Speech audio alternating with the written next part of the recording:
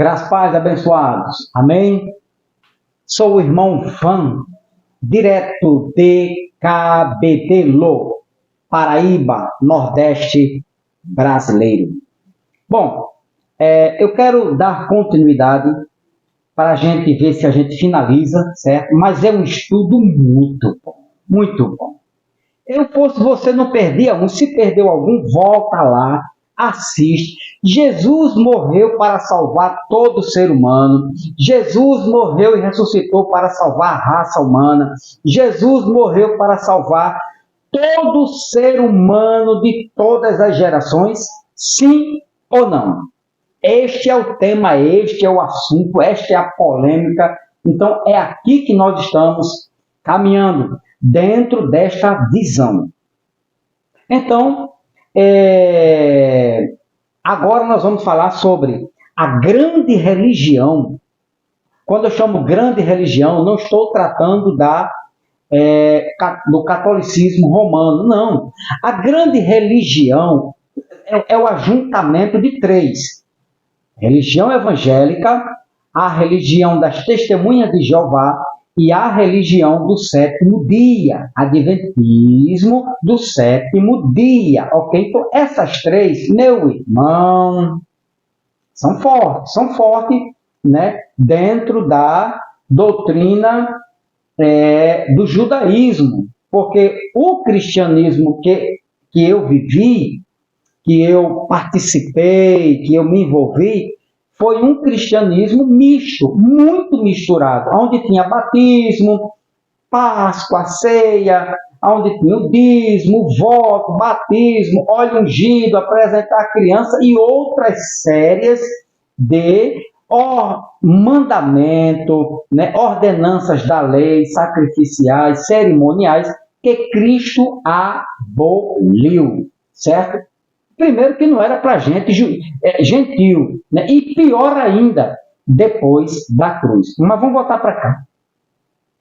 Jesus não morreu por todo mundo ou por toda a raça humana. O sacrifício de Cristo teve um objetivo, alcançou o seu objetivo. O sacrifício de Cristo, sim. Qual foi? Os eleitos. Os eleitos antes da cruz e os eleitos pós-cruz. Vamos lá. Mateus 26, 26. Enquanto comiam, Jesus tomou o pão e o abençoou. Em seguida partiu em pedaços e deu aos discípulos, dizendo: tomem e comam, porque este é o meu corpo. 27. Então, tomou o cálice de vinho e agradeceu a Deus. Depois, entregou aos discípulos e disse: cada um beba dele. 28. Porque, presta atenção aqui agora. Aqui Jesus estava com símbolos. Um cálice de vinho, um pão asmo, que não é essa mesquinhez, essa hipocrisia que a religião faz nos dias de hoje. Este é o meu sangue, presta atenção aqui. Este é o meu sangue que confirma a aliança. Ele é derramado com sacrifício. Jesus iria para a cruz, derramar o seu sangue para perdoar os pecados de todo mundo, de todo pecador, de todos os seres humanos de todas as gerações. É isso que o texto diz? Não. Para perdoar os pecados. Está se tratando de pecado. Para perdoar os pecados de muitos e de uma vez para sempre. Ou seja, da cruz para frente, não precisaria mais de batismo com água, de Páscoa, Santa Ceia, de apresentar a criança no templo, de ungir com óleo, de dízimo, de voto, de jejum. Ponto final. É simples de entender. Agora, a questão aqui. A grande religião, presta bem atenção que eu vou mostrar para você. A grande religião evangélica, testemunha de Jeová e adventista do sétimo dia, diz que o ser humano tem a capacidade de permanecer incrédula ou rejeitar até mesmo ou não aceitar o chamado ou o convite da salvação. O ser humano pecador, segundo o Adventismo, Testemunho de Jeová e os Evangelhos, o homem que escolhe, o homem tem o poder de rejeitar a graça de Cristo Jesus. Eles usam diversos textos, mas eu vou apenas citar alguns. Eles dizem assim: Jesus morreu por todo ser humano, mas o ser humano tem a capacidade de rejeitar o chamado para a salvação. Será que tem? Usam João, poderia citar outro texto, capítulo 1, versículo 11. Vamos ver aqui. João, capítulo 1, versículo 11. Olha o texto que eles usam. Veio ao seu próprio povo e eles o rejeitaram. Ou seja, uma parte dos judeus, a maior parte, na época aqui dos judeus, está se referindo, seu povo aqui não é a religião evangélica, nem as testemunhas de Jeová, nem o catolicismo romano e nem o adventismo do sétimo dia. Seu povo aqui é referente aos judeus do primeiro século. Então, os judeus do primeiro século, que Jesus morreu por eles, o rejeitaram. Então, olha aí, irmão, tá vendo aí? A pessoa, o ser humano, o pecador, tem o poder de rejeitar. Depois eu vou mostrar por que eles rejeitaram, né? E até os dias de hoje, por que rejeitam, né, a graça, o evangelho da graça de Cristo Jesus. E por que não podem ser salvos. Então eles rejeitaram, está escrito aí. Lucas capítulo 13, vamos lá, outro versículo. Lucas, capítulo de número 13, a partir do versículo 31, que diz, 31. Naquele momento, alguns fariseus lhe disseram, vá embora daqui, pois Herodes Antipas quer matá-lo. Expulsaram Jesus, não quiseram nem dar ideia para o que Jesus tinha para falar com eles. 32. Jesus respondeu, vão dizer àquela raposa que continuarei a expulsar demônios e a curar hoje e amanhã, e no terceiro dia realizarei meu propósito. 33. Sim, hoje, amanhã e depois de amanhã devo seguir meu caminho, pois nenhum profeta de Deus deve ser morto fora de Jerusalém. E o 34 diz, Jerusalém, presta atenção aqui, Jerusalém, Jerusalém, cidade que mata profetas e apedreja os mensageiros de Deus. Quantas vezes eu quis juntar seus filhos como a galinha protege os pintinhos sob asas, mas vocês não deixou. Olha aí, irmão Van. Segundo versículo dizendo, segunda passagem, que o homem tem poder de rejeitar a salvação ou o Salvador. Mateus, capítulo de número 11. Agora vamos para Mateus. Outro texto, Mateus, capítulo 11, versículo de número... a partir do versículo 20. A partir do versículo 20 que diz... Então Jesus começou a denunciar as cidades onde ele havia feito muitos milagres, pois não tinham se arrependido, né? O homem, aí, irmão Van, o homem que tem o poder de se arrepender ou não. Será? Isso não é heresia. Dizer que é o pecador, miserável, pobre, nu e cego de conhecimento, sem o Espírito, né?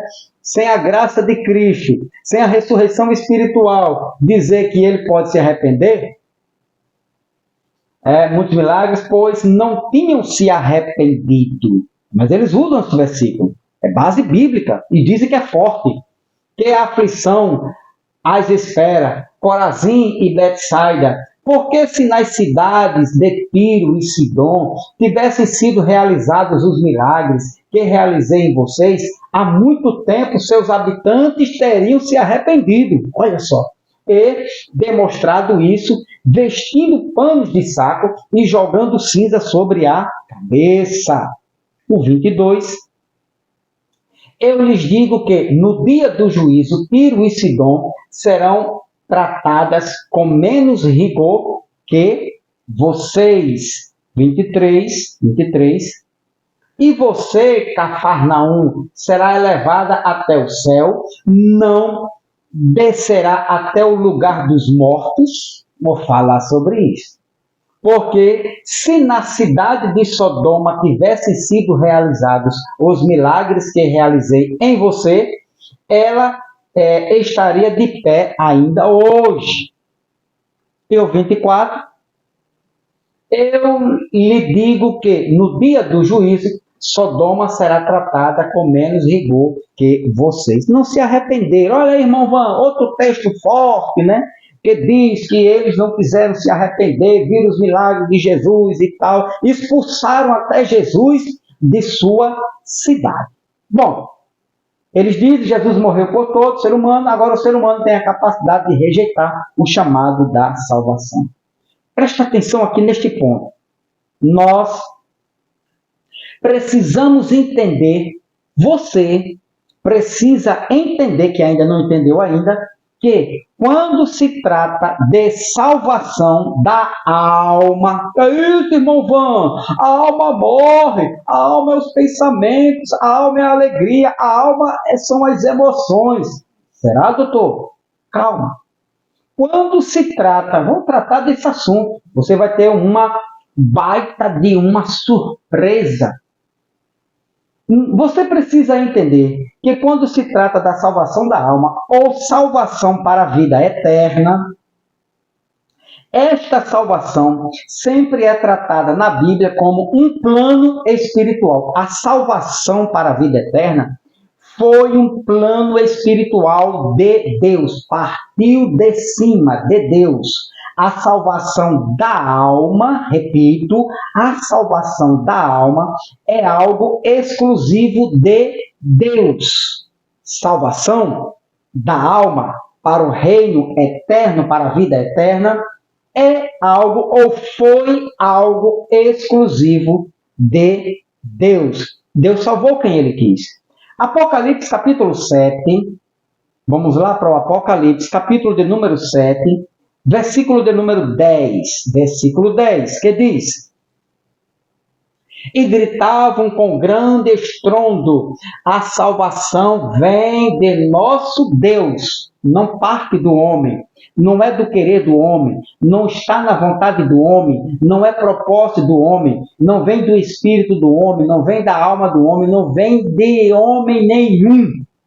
A salvação vem de Deus, que está sentado no trono e do Cordeiro. Beleza? Tranquilidade. Então, a salvação, para início de conversa, vem de Deus. Existem outros textos, mas dá para você já ter uma ideia que a salvação, que foi um plano, um decreto de Deus pela graça. Graça é eleição, né?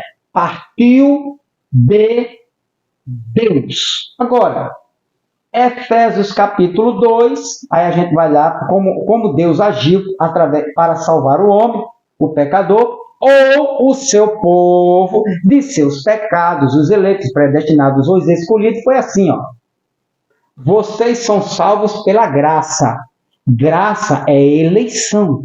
Graça, né, é poder de Deus. A salvação vem de Deus por meio da fé. Ou seja, quando é derramada a graça salvadora, o homem passa a crer. O ser humano passa a crer segundo a graça. Ele não crê, né, que tem que fazer disso, tem que dar dízimo, que tem que participar de ceia, que tem que fazer jejum. Não, ele passa a crer no sacrifício de Cristo, no derramamento do sangue de Cristo, e de que ele também foi um eleito antes da fundação do mundo e passou agora a ter o direito à vida eterna em Cristo Jesus. E ponto final. Vocês são salvos pela graça por meio da fé. E isso não vem de vocês, do homem, da natureza humana. Não é daqui de baixo. é uma dádiva de Deus. Apocalipse, capítulo de número 7, versículo 10. A salvação vem de Deus, plano de Deus, decreto de Deus, projeto de Deus. E o 9, ele diz, não é uma recompensa pela prática de boas obras, para que ninguém venha a se orgulhar. Tranquilidade? A salvação partiu de Deus, vem de Deus, e Ele salvou quem Ele quis. Ele decretou, pessoas para ser salva segundo a sua vontade, segundo o seu propósito. Outro versículo, 1 Pedro, diz a salvação da alma, que é a parte espiritual do homem, imortal. Isso, irmão, o senhor pregador da graça, e diz que assim, talvez eu seja o único e o meu amado irmão de Minas Gerais, do canal Voz das Nações em Graça. Um abraço, meu querido amado irmão, forte aqui, do seu amigo de Cabedelo, e que a paz de Cristo inunde toda a tua mente, todo o teu ser, trazendo bênçãos sem medida sobre você e sua família. Mas, irmão, a alma são as emoções, os pensamentos, e essa vai ficar, irmão, quando o homem morre.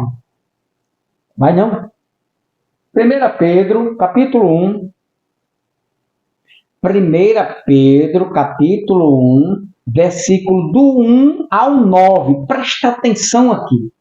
Eu, Pedro, apóstolo de Jesus Cristo, escrevo esta carta aos escolhidos que vivem como estrangeiros nas províncias de Ponto, Galácia, Capadócia, Ásia e Bitínia. Escolhidos.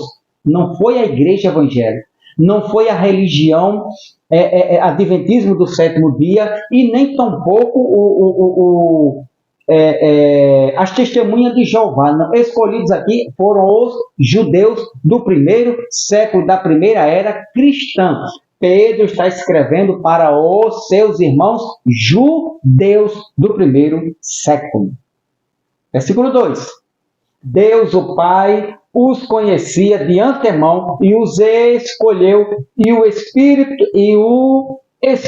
os santificou para a obediência e a purificação pelo sangue de Jesus Cristo, que vocês tenham cada vez mais graça e paz. 3. Todo louvor seja a Deus, o Pai de nosso Senhor Jesus Cristo, por sua grande misericórdia. Ele nos fez nascer de novo. Ele nos fez nascer de novo por meio da ressurreição de Cristo Jesus, ou foi do batismo com a água? Alô, pastores? Aí, doutor, o novo nascimento que vocês ensinam, que é quando mergulha, toma banho, morre a velha criatura e nasce a nova. Isto é uma mentira. E isto é uma invenção teológica de vocês, da religião de vocês. O novo nascimento, segundo Pedro, capítulo 1, versículo 3, diz assim, ele nos fez nascer de novo. Novo nascimento, através de quê? Por meio da ressurreição de Cristo Jesus dentre os mortos. Agora temos uma viva esperança, por meio de Cristo na ressurreição. 4. E uma herança imperecível, pura e imaculada, que não muda nem se deteriora, guardada para vocês no céu. 5. Por meio da fé que vocês têm, Deus os protege com seu poder, até que recebam essa salvação, pronta para ser revelada nos últimos tempos. Últimos tempos dele, foi o último, que foi de um aion, os últimos dias da era dos judeus, ou daquela dispensação, os últimos dias da lei, e que eles estavam agora na graça. Os últimos dias terminou no ano 70. 6, ele diz, versículo 6, portanto, alegrem-se com isso, ainda que agora, por algum tempo, vocês precisem suportar muitas provações. 7, elas mostrarão que sua fé é autêntica, como o fogo prova e purifica o ouro, assim sua fé está sendo experimentada. Só um momento aqui. 1 Pedro, isso, experimentada, e ela é muito mais preciosa que o simples ouro. E isso resultará em louvor, glória e honra no dia em que Jesus Cristo for revelado a eles, do primeiro século. Embora nunca o tenha visto, vocês o amam, e ainda que não o vejam agora, creem nele, se regozijam com alegria inexprimível e gloriosa. O 9, pois estão alcançando o alvo da sua fé, a salvação. Agora, quando você vem aqui, ó, aqui está lá, aqui, ó, essa passagem está aqui, ó, aqui, ó, 1 Pedro 1:9. Por que eu mudei? Porque na língua original grega, né, eu tenho uma Bíblia em grego aqui, né, ela está dessa jeito, ó, aqui, ó. Alcançarão o fim da vossa fé, a salvação das vossas almas. Psirre. Alma. Aqui, meu irmão, tem um detalhe que alguns pregadores da graça, eu não vou entrar nesse assunto, para eu não mudar do meu tema, mas os pregadores da graça, né, a maioria, eles dizem que a alma aqui é apenas o sentimento, o pensamento, as emoções. Não é. Vou provar para vocês da graça que não é. A alma é muito mais do que emoções, que a alma, né, dizem que a alma morre, não morre. Calma, devagar. Então, Pedro diz, alcançando o fim da vossa fé, a salvação das vossas almas. Então, esta salvação aqui é para a vida eterna, porque eles já foram salvos na mente. Agora faltava a salvação da alma, ou seja, da parte espiritual do homem, do ser interior, daquele que se comunica com o ser supremo, com o Espírito, com Deus. Então, a salvação da alma é algo, foi algo exclusivo de Deus para os seus eleitos, os seus escolhidos, ok? Somente este versículo. Tem outros versículos, isso é um versículo isolado, irmão Vô. Não. Quando eu começar o estudo sobre alma, aí você vai ver que lógico, você pregador da graça deve ter no mínimo, né, um dicionário, um léxico grego para que você possa entender o que significa alma na língua grega, né? Mas vamos lá. Não foi o propósito de Deus, não estava na vontade de Deus salvar toda a humanidade. Você sabia disso? Não estava na vontade de Deus salvar todo ser humano de todas as gerações. Não estava no propósito de Deus. Não foi o propósito de Cristo Jesus morrer por todo ser humano. Não foi. Mas por que, irmão Van, o senhor sustenta, ou você sustenta, que não foi o propósito de Deus? Deixa eu só ver aqui. Vamos ver aqui, Romanos capítulo 9. Vamos deixar este versículo aqui.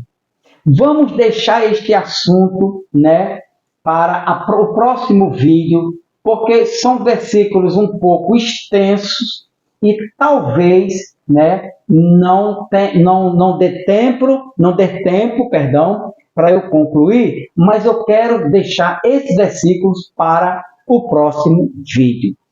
Repito, não foi do propósito de Deus e nem estava na vontade de Cristo Jesus na cruz do Calvário, quando ele ia derramar sua vida, o seu sangue, para morrer por toda a humanidade ou por todo o ser humano, para salvar toda a humanidade. Esse não foi o propósito de Deus.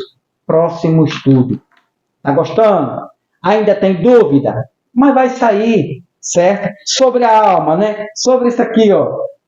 Pedro diz, alcançando o fim da vossa fé. O fim da fé, né? A fé iria se acabar e agora ia entrar o quê? A parte espiritual agora, né? O homem espiritual, a salvação das vossas almas. Tranquilidade? Ah, eu sei que você vai escrever aqui, né? Tem um pregador aí da graça, né? Dizendo que me combate, eu bato as heresias. Dizer que o espírito ficava preso numa sepultura física não é heresia, não, isso é doutrina, irmão. Né? Dizer que a alma morre não é heresia, não, irmão, vão, eu vou combater o Senhor, e eles me detonam. Interessante, em vez de se juntar comigo e respeitar o ponto de vista, não, me detonam, mas estou aqui para revelar, para mostrar o que a Bíblia mostra, o que a Bíblia diz. Se eu não tiver alcance no português, eu vou para o grego. Eu estudei um pouquinho para isso, entendo um pouquinho. Tenho bons livros para isso, para saber o que é que significa aqui. E se re na língua original grega. Será que psique, almas, são só as emoções que vão ficar no túmulo ou na sepultura física? Sim ou não? Claro que não. Deixa o teu like aí, ó. Abriu o YouTube, fez o chamado, aperta aquela mãozinha assim, aquele dedinho para cima, comenta quando terminar o vídeo e não perca o próximo vídeo, o próximo estudo. Não foi o propósito de Deus, não estava na vontade de Deus que Jesus morresse e salvasse toda a raça humana. Paz do Cristo eterno, né? E Deus continue te abençoando grandemente para a glória dele. Não perca o próximo estudo.